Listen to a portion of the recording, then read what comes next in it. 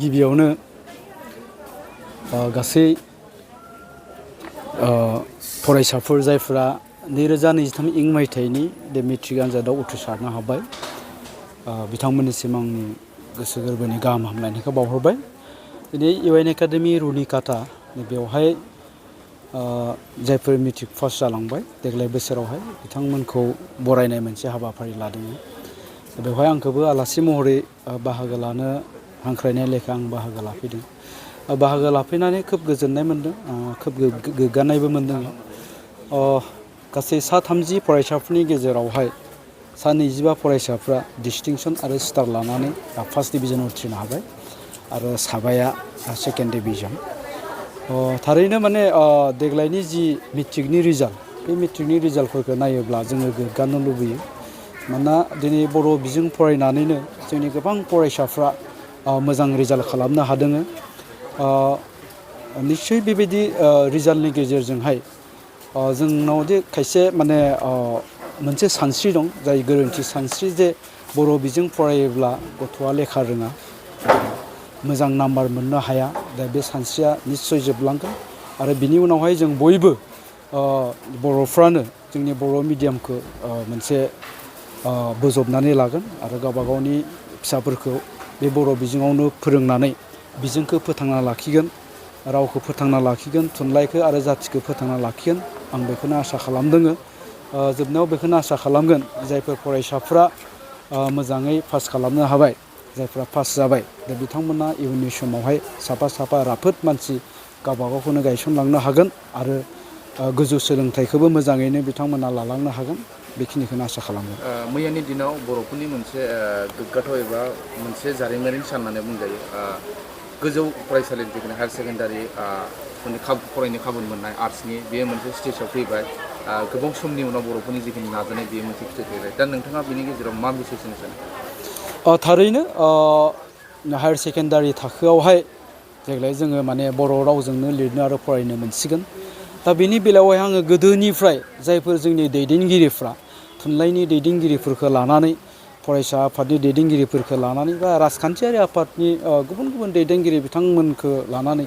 जायफ्रा दिनैसिम माने मोदोमै माहामै नाजानानै बेखिनि बुब्लिसिम सफैहोनो हाबाय, बिनि थाखाय आं बिथांमोननिसिम रोजा रोजा साबायखर बावहरगोन। आरो दिनैनि दिनाव आं बेखौनो बुंगोन, एखनब्ला जों खायसे समावहाय हायार सेकेन्डारियाव फैनानै माने भाषानि माखासे खायसे जेंनाखौ गोबां फरायसा मोनबोदोंमोन, गोबां फरायसाफ्रानो। दिनै बे जेंनाया जोंनिफ्राय गोमालांसिगोन। दा बेखायनो आसा खालामहरगोन निस्सय हायार सेकेन्डारि थाखोआवबो जोंनि जायफ्रा माने मोनसे समावहाय उसुबिदा मोनबोयोमोन मिडियामखौ लानानै, बिथांमोनहाबो मोजां रिजाल्ट खालामनो हासिगोन। आं बेखौनो आसा खालामगोन। बेयाव मोनसे कुइसन बुंनाय बायदि मोनदों, माखासे ओइचएस बा हायार सेकेन्डारिफोरावहाय बै फोरोंगिरिफोरा जे इंलिश मिडियाम बैकग्राउन्डनिफ्राय फैनानै फोरोंनानै दङ एक्जिस्टिं आरो स' फरायसाफोरनि थाखायथ' बिराद मोजां खौरां जाहैबाय। ओमफ्राय बैसोरनि थाखाय माबायदि सारा माबा हरगोन, साजेसन हरगोन? आंथ' आङो गुबुन जेबो खोथाखौ बुंला, ट्रेनिं बेखौ आं एसे आं हिसाबै आंनि साननायखौसो आं बुंगोन आरोखि। जे सासे बर' मिडियामाव फरायनाय फोरोंगिरिया कलेजाव जेब्ला लेक्सारार जायो, बे इंलिसावनो फोरोंदों, नङा होमबा? दा बिनि उनावहाय दिनैनि दिनावहाय सासे माने बर' फोरोंगिरिखा न' डाउट बे इंलिस मिडियामाव फरायोमोन। जे बर' मानसिखाया बर' फोरोंनायाव इंलिस मिडियामब्लाबो उसुबिदा थासिनो नाङाखौसो आङो माने नुहुरदों आरोखि। जिहेथु जोंनि गोबां बर' फोरोंगिरिफ्रानो बर' बिजों फरायनानैनो कलेज थाखोआव इंराजियाव माने क्लास लाबोबाय थाबाय। दा बे बेलायाव उसुबिदा जाहैगोनखौ आं नुहुराखै। माने खायसे गोदान समावहाय एसे एनै जेंनाया जानो हागौ। आरो जायफोरा बर' नङैफोर, जेरै इक'नमिक्सनि फोरोंगिरि जाहैबाय, ओमफ्राय हिस्ट्रिफोरनि, बेखौथ' बर'आव फोरोंनायनि खोथा होबाय नालाय, दा बेफोरखौ जोंनि जायगायावहाय आंनिनो सासे फोरोंगिरि दंमोन, भास्कर ज्योति चौधुरि। बिथाङा जाहैबाय एसामिस मानसि, एसामिस मिडियामजों फरायनाय, खिन्थु बिथाङा मामोन साइन्सनि फोरोंगिरिमोन। खिन्थु बिथाङा ओरैबायदि फ्लुयेन्टलि जोंखौ उनावहाय माने बर'जों जोंखौ माने फोरोंदोंमोन आरोखि हाइ स्कुल थाखोआवहाय दा गतिके सोरबा बर' बिजोङाव जुदि साख्रि लाफैबायब्ला इंलिस मिडियामाव फरायनाय एबा एसामिस मिडियामाव फरायनाय बा जायखिजाया बिजोङाव फरायनायानो जा थ' बिथांमोना जुदि फोरोंगिरि जाबायब्ला बर' बिजोंनिनो निस्सय बेखौ सोलोंनो नाजानांगोन बोसोरसेखिनियाव माने हायैनि खुनु खोथा गैया आरो सासे फोरोंगिरिया जुदि नाजायोब्लाथाय दा बेखिनि मोनसे फार्स्ट स्टार्टिं टाइमावथ' एसे एनै समस्या फैबाय थागोन आरोखि बेफोरल' समस्या थानाय नङा बिजाबनिबो माखासे जेंना थागोन फोरोंगिरिनिबो जेंना थागोन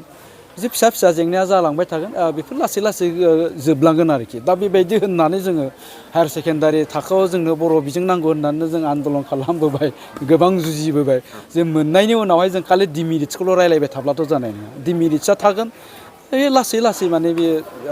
सल्भ जालांबाय थागोनखौ आं आसा खालामदों आरोखि फेल जानायनि खेथ्रआव गोबां मानसिफ्रा नार्भास जानानै फरायनायाव उन जाफिनो दा बिनि खेथ्रआव नोंथाङा मा मेसेज होनो फेल जानायानो जिउनि लाइफखौ खहा खालामलानाय जायो होननानै नोंथाङा सानो सानफ्रामबो खोनाबाय थायो गोबां मानसिफोरानो बुंबाय थायो फेलुर is the pillar of success नङा होमबा गोबां माने गेदेर गेदेर मानसिफोर दङ जायफ्रानोखि माने मोनसे समावहाय क्लास 8आव फेल जादों 9आव फेल जादों मेट्रिकआव फेल जादों बे गेदेर गेदेर मानसिफोरनि जारिमिनखौ जों फरायबाबो नुगोन आरोखि दा गतिके माने फेलार जानायानो माने खेबसे फेलार जानायानो बेयो जोबथा नङा आरोखि जा गतिके फेल जानायखौ आं नैबेखौ बुंगोन जे मानो फेल जादों बे गथ'आ दिनैनि दिनाव गावखौनो गाव खेबसे बिजिरनानै नायथों मेट्रिकखौ जे बियो देग्लाय फेल जाबाय मानो गाव फेल जाखो बेखौ खेबसे बिजिरनानै नायबा मोनगोन आरोखि नङा होमबा खिन्थु नोङो बिराद फरायनानैनो बिराद लिरनानैनो नोङो फेल जादों आलादा बाथ्रा नों जे फेल जादों मानो फेल जादों खारन नों लेखाखौनो फरायखायाखै नङा होमबा नों लेखाखौनो फरायाखैबा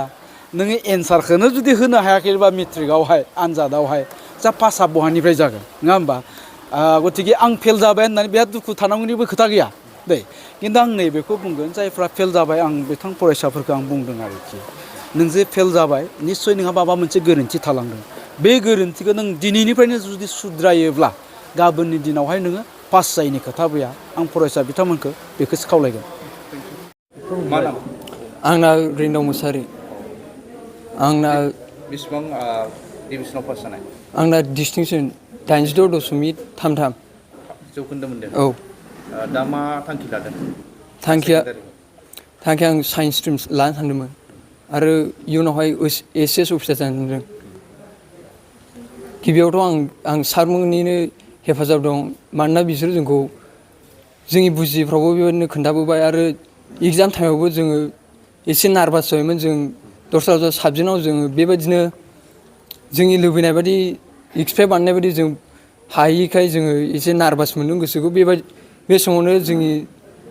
खायसे सारा जोंनि बेबायदिनो जोंखौ फनफोरजों बुजायहरदों बेबायदिनो जोंखौ बेयावनो जोंनि फरायनो हानायाव जोंखौ मदद खालामदों आरो बेसेबां सम फरायोमोन जोङो दैलि 5-6 आवार्स जायोमोन औ न'खरनि आइ आफामोना माबायदि मदद होनाय फरायनायनि बिसोरबो बेबायदिनो जोंनि नांगौ समाव बेबायदिनो मदद खालामबोदोंमोन आरो बेबायदिनो जोंनि नार्भास समावबो जोंखौहाय बांद्राय नार्भास लानो नाङा बेबायदिनो बुजायबोदोंमोन आरो नोंथांमोना जे मोजां मार्कस लानानै पास जाबाय उन जोलैनि जे फरायसाफोरखौ मा बुंगोन जों फंबाय बिनानावफोरखौ जों बेखौनो बुंनो सानो थारमाने नोंसोरो जा फरायो जा समखिनियाव फरायो नोंसोर बे समखौ नोंसोर गोसो होनानै फरायनांगौ मानोना नों जेसेखि गोबाव नों फरायनो होननानै नों जिराया मानो नोंनि फकासआ बे फरायनायाव थायाब्लाथाय नोंनि बे जिरायनाया नोंनि बे बेसेबां घन्टायानो जाया मानो नोंनि बे फरायनाया नोंनि बे ओरैनो बेखारसो मानोना नोंनि गोसोआसो नोंनिया थिग जानांगौ नों जाहे नों 1 घन्टा 2 घन्टा फराय नोंनि गोसोआल' थिग थानांगौ अब्लासो नों बेखौ नों एग्जामाव नों लिरहैनो हागोन आरो जोङो गोबां समावनो नुनो मोनोबाबो माखासे फरायसाफोरा मेट्रिक पास बा ओइस पास जानानै बहाबा कलेजफ्राव बा हायार सेकेन्डारिफ्राव एडमिसन लाहैयो बेवहाय जोङो गोबां मानसिफोर लोगो मोनहैगोन लोगो मोननानै नोंथांखौ गाख्लायलांनो हागौ खैफोदाव गोग्लैलांनांगौ बेबायदियाव नों माबायदि नोंनि लाइफखौ हेन्डेल खालामनांगोन आंनि साननाया बेनो आं गावखौनो गाव थारमाने जोंनि बे गावबा गावनि एम लानाया बे पार्सेन्टेजजों खोथा गैया नालाय गावबा गावनि नाजानाय थायोब्ला बे दा जायफ्रा सेकेन्ड डिभिजन थार्ड डिभिजन मोनदों बिसोरबो दानि जुगाव IAS IPS अफिसारबो जानो हायो बिनि थाखायनो आंनि साननाया बेनो आरो जों दा जायफ्रा बेबादिनो फार्स्ट डिभिजन स्टार मार्क मोन्दों बिसोरो इयुनावहाय जेरै बे सेकेन्ड डिभिजनाव मोनहैलाबो गावखौहाय बांद्राय नार्भास लानो नाङा मानोना नोंनि थांखिया जेखौ होसोदों बेखौसो होसोनानै जों आवगायलांबाय थानानै जों साक्सेस जागोन होननानै आं सानो आरो दिनै नोंथांमोनखौ बे स्कुलनिफ्राय बरायनाय जादों माबायदि मोनदों गोसोखौ जों गोसोखौ गोजोननाय मोन्दों मानोना बे जोंनि इयुनाव फैबाय थानाय फंबाय बिनानावमोनखौबो बे थुलुंगाखां होनाय जायो आरो जों बेबायदिनो बिसोरखौहाय इयुनावबो बिसोरबो जाहाथे बेबायदिनो गावसोरखौहाय बेबायदिनो बरायजानो मोनगोन एबा गावसोरखौ बेबायदिनो थुलुंगाखांनाय होगोन बेबायदि फैयो आरो गोसोआव गोजोननाय फैयो खौ उथ्रिसारनो हागोन नोंनि माखासे एक्सपिरियेन्सफोर आंनि बे एक्सपिरियेन्सआ आं जेब्ला लकडाउन जादोंमोन जों क्लास 8 बेयावथ' आंनि स्टाडि फुरा डाउनमोन फुरा 45% मोन्दोंमोन आङो बेनिफ्राय बे नाइनावबो आङो सेकेन्ड डिभिजनल' मोन्दोंमोन ओमफ्राय 10आव फार्स्ट इंलिसाव 5 साबजेक्ट फेल जादोंमोन आङो ओमफ्राय बेनिफ्राय सानबाय आङो गावखौनो गाव माब्रैबा आं फार्स्ट डिभिजन जानो हागोन बेखौ साननानै आङो हस्टेल थाफैबाय बाबानाव सोंनानै ओमफ्राय बेनिफ्राय आङो फ्रि टेक्स्टआव 65 मोनबाय सिलेक्सन टेस्टआव 65% मोनबाय ओमफ्राय मेट्रिकआव फाइनालि आं लुबैनाय बायदि जेखौ आं लुबैदोंमोन फार्स्ट डिभिजन लुबैदोंमोन बेखौ आङो 69% मोननानै उथ्रिसार जानो हाबाय आरो मा आयदा लानानै फरायगोन आं आर्ट्स स्ट्रिमाव थांनो नागिरदों फिउचाराव मा जानो थांखि लादों फिउचाराव आंना फरायनायनि बागै जेबो गैया आंना डिफेन्स लाइनजोंसो थांगोन आङो थेंक इउ दिनै UN एकाडेमि रुनिकाटाया 2010-2010आव गायसनजादोंमोन बिनिफ्रायनो मेंनाय गैयालासे जोङो जयैनो बे UN एकाडेमिखौ बोरै गोजौआव लांनांगौ बे ओनसोलनि सोलोंथाइ जेनाखि थासारि बेखौ बोरै सोलायहोनांगौ बिनि सायाव जोङो खामानि मावबोबाय थादों दा फैयै फैयै दा जोंनि जेनाखि UN एकाडेमि स्टुडेन्टस बिथांमोनहा पास आउट जानानै दिनै सोरबा डक्टर फरायहैबाय सोरबा MSc फरायहैबाय आरो बिथांमोनहा मोजां मोजां कर्सफोर फरायनानै दङ आरो बिथांमोनहा खोब खम समनि गेजेरावनो डक्टर इन्जिनियार बा सासे साक्सेसफुल सुबुं जानो हासिगोन होननानै जों मिजिंथिदों आरो थांनाय बाराव जेनाखि SSLC एग्जाम जानानै थांबाय बे एग्जाम जानानै थांनायाव जोंना गासै 30 जन फरायसाफ्रा मेट्रिक आनजाद होदोंमोन 30 जननि गेजेराव जोंहा 25 जना फार्स्ट डिभिजन मोनदों बिनि गेजेरावनो सासे डिस्टिंसन सादाइना स्टार मार्क्स आरो बाखि फार्स्ट डिभिजन बिनि उनाव साबाया सेकेन्ड डिभिजन मोनदों आरो बिथांमोनहा जेनाखि पास जानाय बिथांमोनहा नर्मेलि जोंनि जायगानि स्टुडेन्टसफ्रा खोब गोरिब न'खरनिफ्राय फैनाय आरो गासैबो गार्जेनफ्रानो सोरबा हाल मावनानै बा सोरबा हाजिरा मावनानै खस्थ' खालामनानै फोरोंहरनाय जे बिथांमोना खस्थ' खालामनानै जोंनाव फोरोंफैनानै जे साक्सेसफुल जाबाय बा मोजां मार्क्स लानानै पास खालामनो हाबाय बिनि थाखाय आङो गोसो गोरबोआव जोबोद थारमाने गोजोननाय मोन्दों आरो जायफोर गार्जेन बिथांमोनहा जोंखौ फोथायनानै नैबे UN एकाडेमि रुनिकाटायाव गावनि गथ'खौ गावनि इयुन जोलैखौ जोंनि आखायाव गथायनानै होफैनायनि थाखाय आङो बिथांमोननिसिम गोसो गोरबोनिफ्राय जोबोद साबायखर बावदों नोंथांनि स्कुला 2010निफ्राय गायसनजादों 2023नि गेजेराव बबे बोसोरा नोंथांनि एबा 2010निफ्राय लानाय 2020 माबायदि मोजां फिथाइ जादों होननानै नोंथाङा सानो मोजां फिथाइआथ' जेब्ला गिबि खेबनि थाखाय रिजाल्ट होदोंमोन अब्लाबो 100% थांदों गेजेर समाव डिस्टिंसनबो साथाम साब्रै मोनखांबाय गेजेर समाव एसे गाज्रि जादों नाथाय जोङो बे जेनाखि गाज्रि जानाय बेखौ जेननाय लायाबालानो जोङो दिनै गोदान मोनसे गोसो बा गोदान मिजिं लानानै जोङो जेसेबां हायो मोजांनिफ्राय मोजां टिचार जोङो थिसननानै जेसेबां हायो जोंनि फरायसा फरायसुलिफोरनो जेनाखि मोनसे गोदान मुगानि सोलोंथायारि आगजुफोर नांगौखिनि फेसिलिटिस जोङो बेफोरखौ होनो जोङो आखायाव लाबाय थादों जोङो दिनै क्लास 9-10खौ जोङो स्मार्ट क्लासरुम बानायनायनि थांखि लादों जोङो नार्सारि आरो क'क' बेफोर क्लासखौ जोङो मोनसे मडार्न क्लासरुमाव जोङो दिनै ट्रेन्सफर्म खालामदों आरो जोङो गासैबो बिथिंखौ नायनानै जेरै गोदान मुगायाव नांगौखिनि सोलोंथाइ जेन'बा सोलोंथाइ लानायाव नांगौखिनि आगजुफोर बा फेसिलिटिसफोर बेफोरखौ जोङो गोदान मुगानि नांगौ बा गोदान मुगानि दाहारजों गोरोबथिनानै जोङो बेफोर फेसिलिटिसखौ होनो थाखाय आखायाव लाबाय थादों। गोबां फरायसाफ्रानो पास जानानै थांबाय, पास जानानै बिथांमोना दा गोदान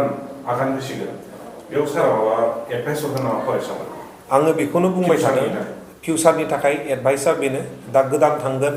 गोदान मोनसे इनभाइरनमेन्ट मोनहैगोन, सोरबा सानगोन इनफिरियरिटि फिलिंस, सोरबा सुपेरियरिटि फिलिंस, दा बेफोर गासैखौबो लानानै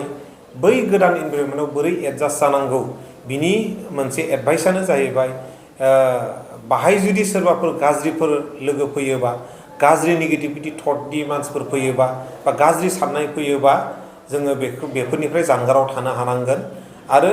बैफोर गाज्रि जेनाखि एलिमेन्ट्स नेगेटिभिटि बेफोरनिफ्राय जों जानगाराव थानानै जेब्ला गावनि गलखौ सेट खालामनानै गावनि थांखि बेखौ सेट खालामनानै जेब्ला दावगालांगोन अब्ला इयुनाव साफ्रोमबो साक्सेसफुल जाहैगोन आरो साक्सेसफुल जानायनिफ्राय खुनु फर्सआनो हमथानानै लाखिनो हाया होननानै आंहा फोथायनाय दङ। आरो मोनसेबाव खोथाया बेनो कि साक्सेसफुलजों लोगोसे सासे आबुं साक्सेसफुल जानोबा इयुनाव सासे मानसिया साक्सेसफुलजों लोगोसे सासे मोजां बेक्तिबो जानांगोन। नोङो साक्सेसल' जानानै मोजांल' पास खालामनानै मोजां केरियारल' खालामनानै जुदि नोंनि जेनाखि केरेक्टार जों नोंनि जेनाखि सोलिनाय बेफोर जुदि मोजां नङाबा सासे हिउमेन बिइं नोङो जुदि सासे मोजां सुबुं नङाबा दिनैनि समाजाव गनायथि गैया। बिनि थाखायनो साक्सेसजों लोगोसे नोङो मोजां सुबुं जायोबा जोङो बेखौ कमप्लिट साक्सेस होननानै जोङो बुंनो हायो। लोगोसे बिथांमोननि गार्जेनफोरखौ मा खावलायनो सानो फोरोंगिरिनि गेजेरजों? बिथांमोननि गार्जेनफोरना आंना बेनो मोनसे खावलायनाय कि बिथांमोननि गार्जेनफोरा जेरैनाखि खस्थ'नि गेजेरजों जेनाखि फोरोंबोबाय क्लास 10 सिम आरो फैबाय थानाय जेनाखि समफोर दंबावो बाहाय जाहाथे गोसो होनानै गावनि इयुन जोलैखौ गावनि गथ' गथायफोरखौ मोजाङै जेन'बा बिथांमोननि प्रब्लेमखौ बुजिनानै बिथांमोनजों मोजाङै सुखु दुखुआव ज' थानानै मोजाङै गाइडेन्स लांगोन। आङो बेनो मोनसे खावलायनाय आरो मोनसे खावलायबावनाया बेनो बिथांमोनहा जेब्लायबो ससाइटिखौ मोजां खालामनायाव गावनि गथ'जों लोगोसे आरो ससाइटिखौबो गावनि साखाथि फाखाथिखौ मोजां खालामनायाव मोजां खालामनायनि थाखाय खामानि मावफानो थाखाय आङो गुरैयै खावलायदों। गोजोन्थों। मोनसे बे दाजाबदेरबाव मोनसेखि दिनैनि गार्जेनफ्रा साननो हागौ कि आंनि गथ' फोरोंनायाव एथ' हाजार थांबाय, एथ' लाख थाखा थांबाय। गथ' फरायनाय बा हिउमेन रिसर्स डेभेलपमेन्टनि थाखाय जेनाखि रां गारनाय बिनिफ्राय साबसिन रां गारनो थाखाय जोंहा जायगा गैया। नोङो जानाय लोंनायाव जोङो हाबबानो हटेलफ्राव जोङो बुरजा गारो बा अबावबा जोङो सिनेमा नायनाय मानायफ्राव जोङो बायदि मैया थारमाने गुबुन गुबुन खामानिफ्राव जों फैसा गारो ना बेफोरखौ ज्राब दोननानै जुदि नोंथाङा हिउमेन रिसर्स दानायाव सासे सुबुं सम्पद दानायाव जुदि नोंथाङा थाखाखौ जुदि गारदोंबा बियो राइट जायगायावनो थाखा गारदों होननानै जोङो साननानै लानांगोन। गोजोन्थों।